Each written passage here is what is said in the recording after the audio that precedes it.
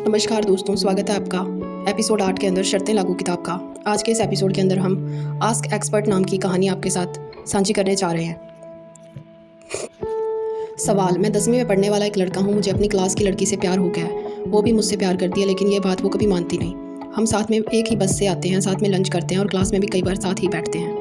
वैसे तो उसे कुछ भी बनाना पसंद नहीं, लेकिन फिर भी वो कभी कभी मेरे लिए मैगी बना के लाती है। सब कुछ सही चल रहा था। मुझे मालूम था एक दिन वो खुद भी मान लेगी कि वो भी मुझे उतना ही प्यार करती है जितना कि मैं उससे। स्कूल के टूर पर हम साथ ही रहते थे दिन भर। हम दोनों को आगरा का ताजमहल देख के कुछ ऐसा लगा जिसे मैं बता नहीं पाया, लेकिन वो समझ गई थी। रात में लौटते हुए बस में जब अंताक्षरी खत्म हो गई और सब सो गए, बस में अंधेरा था पूरा। करीब 2 से 3 बजे के बीच मैंने उसे किस किया। वो थोड़ा झिझकी, लेकिन मुझे वैसा लगा जैसा कभी नहीं लगा था। राजा हिंदुस्तानी का आमिर खान हो गया था मैं कुछ समय के लिए। लेकिन तभी इंग्लिश वाली मैडम ने हमें देख लिया। मैंने धीरे से उन्हें सॉरी भी बोला, लेकिन वो नहीं मानी और हमें अलग अलग बैठा दिया और कहा कि वो हमारी शिकायत प्रिंसिपल मैडम से करेंगी और हमारे पेरेंट्स को भी बुलाया जाएगा। वो भी मैडम को बहुत बार सॉरी बोलती रही। अगले दिन स्कूल में जब वो मुझे मिली तो उसने मुझसे कुछ बात नहीं की, पास भी नहीं बैठी और एकदम नाराज़ रहने लगी। मैं मैडम के पास गया और कम से कम 20 बार सॉरी बोला और ये भी कहा कि अगर आपको शिकायत करनी है तो आप मेरी शिकायत कर दीजिए, नेहा को इन सब में इन्वॉल्व मत कीजिए।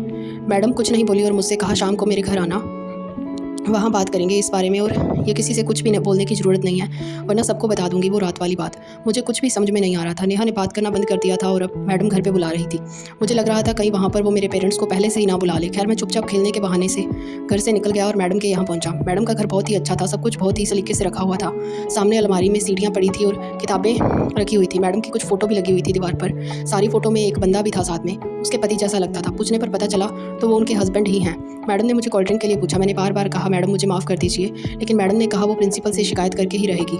मैं रोने लगा। फिर मैडम ने कहा चुप हो जाओ और जाके मुंह धो लो। उन्होंने बाथरूम का रास्ता दिखा दिया। मैं अपना मुंह धोने बाथरूम में पहुंचा तो देखा वहाँ उसका दरवाज़ा बंद ही नहीं होता। बहुत बड़ा शीशा लगा हुआ था वहाँ। खैर, मैं जैसे ही अंदर घुसा तो मैडम भी आ गई और तौलिया दिया। कहा सही से पहुँच लो और वहीं खड़ी हो गई। मैंने फिर सॉरी बोला उनको तो उन्होंने शीशे की तरफ देखते हुए कहा वैसे ही करो जैसे नेहा के साथ कर रहे थे। मुझे कुछ समझ नहीं आया और बहुत डर भी लगा। मैंने मना किया तो वो उन्होंने ज़बरदस्ती मेरे होठों पर अपने होठ रख दिए। कुछ देर तो मैंने मना किया, लेकिन मुझे वैसा लगा जैसा उन दिन नेहा के साथ भी नहीं लगा था। फिर उन्होंने मेरे सारे कपड़े उतार दिए और एक एक करके अपने भी कपड़े उतरवाए। ब्रा खोलने में मुझे खासी दिक्कत हुई। जैसे जैसे मुझे अच्छा लग रहा था, मैडम बार बार मुझे बोल रही थी कि लव यू बोलो मुझे। मेरे मुंह से कुछ नहीं निकला तो गुस्से में बोली कि सबको बोल दूंगी बोलो लव यू। मैंने बोला भी लव यू मैडम, तो वो बोली नाम लो मेरा और लव यू शीतल बोलो। पता नहीं सही या गलत, लेकिन वो सब मुझे बहुत ही अच्छा लग रहा था। सब हम जो अपने मोबाइल के फोल्डर में लॉक करके रखते थे, ऐसा लगा ऐसे ही किसी 10-15 मिनट वाली पिक्चर का हीरो हो गया हूँ मैं। हाँ, सब कुछ वैसा नहीं था जैसा मैंने देखा था, लेकिन फिर भी बहुत अच्छा था। लौटने से पहले उन्होंने फिर मेरे होठों को ऐसे छुआ जैसे नेहा ने छुआ हो।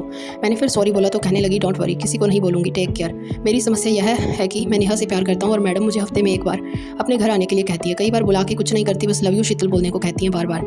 ये सब गलत है, लेकिन मुझे गलत लगता नहीं है। मैं ये सब नेहा को नहीं बता सकता और मैं नेहा को खोना भी नहीं चाहता। कृपया मेरी मदद कीजिए। जिप्पी गाजियाबाद से। जवाब: ऐसी उम्र में ये होना सामान्य है। अपने मन में बिल्कुल भी ये भावना ना लाइए कि आपने कोई गलती की है। आपका मैडम के साथ का अनुभव आपके आगे भी काम आएगा। नेहा को ये सब बता दीजिए और मैडम को अच्छा सपना समझ के भूल जाइए। वाह, मज़ा आ गया। मैं तो पेपर खोलकर सबसे पहले आस्क एक्सपर्ट कॉलम ही पढ़ता हूँ। यार, अपने स्कूल की तनाज मैडम भी मुझे ऐसी ही लगती है। मैंने ट्यूशन की बात की है मैडम से, तू भी चलेगा तो बोल। क्या पता तनाज मैडम का बाथरूम भी बंद ना होता हो। दिल्ली के एक स्कूल में 10वीं का एक लड़का अपने दोस्त को कुछ फुसफुसाते हुए न्यूज़ पेपर का कॉलम पढ़ के सुना रहा है। दोनों ही आस्क एक्सपर्ट कॉलम के रेगुलर रीडर और लिसनर है। जो लड़का सुनाता है उसका नाम प्रतीक है और जो सुनता है उसका नाम मोहित है। प्रतीक ने अपने स्कूल की तनाज मैडम से ट्यूशन की बात की है। तनाज मैडम की शादी 101-2 साल पहले हो गई थी। अभी उनका कोई बच्चा भी नहीं था। वैसे तो वो ट्यूशन पढ़ाती नहीं थी, लेकिन प्रतीक ने कई बार रिक्वेस्ट किया तो वो पढ़ाई और अपनी अंग्रेजी को लेकर सीरियस है। मैडम के पास भी शाम को टाइम था। हस्बैंड 8 बजे के बाद ही आ पाते थे। प्रतीक जब मैडम के यहाँ पहले दिन गया तो उसने देखा ड्राइंग रूम में मैडम की भी वैसी फ़ोटो अपने हस्बैंड के साथ लगी हुई है जैसे कि आस्क एक्सपर्ट वाले कॉलम में कहानी निकली थी उसमें लिखा था। प्रतीक न्यूज़पेपर से आस्क एक्सपर्ट वाला कॉलम निकाल के रख लिया करता था और उसको अच्छा लगता था। उसने न्यूज़पेपर वाली शीतल मैडम का कॉलम काट के अपने बैग में रख लिया। तनाज मैडम ने प्रतीक को पाने के लिए और पूछा, फिर पढ़ाने के लिए 2-3 एक्स्ट्रा बुक लिखवा दी और बोली कि कल वो ये बुक्स लेके आए। प्रतीक ने मोहित की भी बात ट्यूशन के लिए की और मैडम ने यह कहकर मना कर दिया कि स्कूल में ज़्यादा लोगों को पता नहीं चलना चाहिए और प्रतीक को भी ये समझाया कि मोहित से वो यही बोल दे कि मैं उसको भी नहीं पढ़ा रही, बस कभी कभी तुम कुछ प्रॉब्लम होती है तो पूछने आ जाते हो। प्रतीक इस बात से खुश हुआ कि मोहित आता तो वो सब शायद कभी ना हो पाता और उसने अगले दिन मोहित को बोल दिया कि मैडम ने ट्यूशन के लिए मना कर दिया है। प्रतीक का ट्यूशन जाने का सिलसिला शुरू हो चुका था। कई बार मोहित उसे ट्यूशन वाले टाइम पर ही खेलने के लिए बुलाता तो हर बार प्रतीक कोई ना कोई बहाना बना देता। प्रतीक मैडम से बहुत सारी बातें करता कि कौन सी टीचर को बच्चे किस नाम से बुलाते हैं। मैडम भी मजाक में ये सब सुन लेती। कई दिनों तक ऐसा कुछ भी नहीं हुआ जैसा सोच के प्रतीक ट्यूशन आया था। उसने खुद ही अपनी तरफ से एक दिन बहुत हिम्मत की कि वो आज कुछ ना कुछ करेगा, लेकिन उसको डर भी था कि मैडम कहीं कुछ बोल ना दे किसी से। बहुत सोचा, उसको कुछ समझ नहीं आया तो उसने एक दिन न्यूज़पेपर के आस्क एक्सपर्ट वाले कॉलम की कटिंग वहीं किताब में आधी बाहर करके टेबल पर छोड़ दी ताकि मैडम उसके जाने के बाद उसको पढ़ पाए। अगले दिन वो इस उम्मीद से पहुंचा कि मैडम ने शायद वो पढ़ लिया होगा तो आज वो सब कुछ होगा जिसके लिए वो 2-3 महीने से रोज़ ट्यूशन आ रहा था और अपनी अंग्रेजी पर इतनी मेहनत कर रहा था।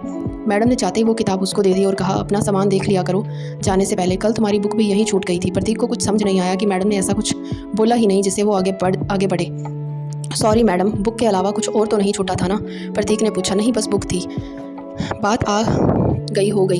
इधर प्रतीक परेशान था कि मैडम पढ़ने में इतनी मेहनत करवा रही है और जिस काम से ट्यूशन आता है वो कभी हो ही नहीं पाता और ना ही कुछ बात आगे बढ़ रही है। प्रतीक को कुछ भी समझ नहीं आ रहा था। उसने सोचा आस्क एक्सपर्ट कॉलम वाली कहानी में वो लड़का इसलिए सब कुछ कर पाया क्योंकि उसकी गर्लफ्रेंड थी। उसको बचाने के चक्कर में शीतल मैडम ने लड़के को वो सब करने दिया होगा। बस इसके बाद प्रतीक जब ट्यूशन गया तो जाते ही बोला, आज मन नहीं है मैडम पढ़ने का। क्यों, क्या हुआ? तनाज मैडम ने पूछा। मैडम मैं बहुत परेशान हूँ, व्हाट हैपेंड, बोलो मुझे, I had love to help. ये सुनकर प्रतीक को लगा प्लान सही फिट हो रहा है। एक बार मैडम थोड़ा इमोशनल होकर कहानी सुनेंगी तो बात बन जाएगी। प्रतीक ने बताया कि उसकी एक गर्लफ्रेंड है नेहा नाम की और उसके फ्रेंड ने उसको नेहा के साथ किस करते देख लिया। वो फ्रेंड नेहा और प्रतीक दोनों को परेशान कर रहा है कि सबको बता देगा और इस वजह से उसकी आजकल पढ़ने में मन नहीं लगता। ये बोलकर प्रतीक रोने लगा। उसको रोता देख मैडम चुप कराने के लिए उठकर उसके पास आ गई। प्रतीक के आंसू पोंछने के लिए उन्होंने अपना हैंकी प्रतीक को दिया तो बिल्कुल प्रतीक के पास था। बस प्रतीक ने अपने बैठे बैठे जोर से पकड़ लिया और ज़्यादा जोर से रोने का नाटक करने लगा। मैडम को भी बड़ा अजीब लगा, लेकिन प्रतीक को इतना रोता देखकर उन्होंने कुछ नहीं कहा। 5 मिनट तक प्रतीक बस रोने का नाटक करता रहा और इसके बाद बोला, बाथरूम किधर है, मुंह धोना है। मैडम ने रास्ता दिखा दिया। प्रतीक अपनी आंखें काफ़ी मसल चुका था और बाथरूम में जाते ही उसने उन पर पानी डाल दिया। उसने शीशे में देखा, शक्ल से बिल्कुल पूरी तरह से रोया हुआ लग रहा था। बस इसके बाद उसने अपने अंदर से आवाज़ लगाकर तौलिया मांगा। मन ही मन बस यही सोच रहा था कि आज बात बन गई। उसे मैडम को गले लगाकर बहुत अच्छा लगा था। मैडम तुरंत ही एक तौलिया लेकर आई। जैसे ही वो आई प्रतीक फिर रोने का नाटक करने लगा। मैडम को बाथरूम में आना पड़ा। मैडम ने तौलिया प्रतीक के मुंह पर डाल दिया और कहा, Pratik you are a brave boy, don't worry, I will surely help you out, and फटाफट मुंह पहुँच लो। जैसे मैडम ने तौलिया मुंह पर डाला प्रतीक को लगा कि कॉलम वाली शीतल ने भी यही किया था। उसने मैडम को जोर से पकड़ लिया और तौलिए से मुंह हटाकर मैडम को और जोर से अपनी तरफ खींचा और बोला, लव यू शीतल। मैडम ने प्रतीक को जोर से थप्पड़ लगाया और अपने से दूर धक्का दिया। प्रतीक का सर शीशे से टकराया। इसके बाद पता नहीं क्या हुआ। अगले दिन प्रतीक ने आस्क एक्सपर्ट वाला कॉलम मोहित को नहीं सुनाया। मोहित ने कई बार जिद भी की। अपने सर पर जो चोट लगी थी उसके बारे में भी सबको बस यही पता चला कि ट्यूशन से लौटते हुए फिसल कर गिर गया था। उस दिन से प्रतीक ट्यूशन नहीं गया। धन्यवाद गाइस। अगर आपने इस ऑडियो को, इस स्टोरी को यहाँ तक सुना है, आखिरी तक देखा है, तो इस वीडियो को लाइक करना, शेयर करना एंड कमेंट के अंदर बताओ कि ये स्टोरी आपको कैसी लगी। एंड मिलते हैं आपको अगली स्टोरीज़ के साथ। Thank you.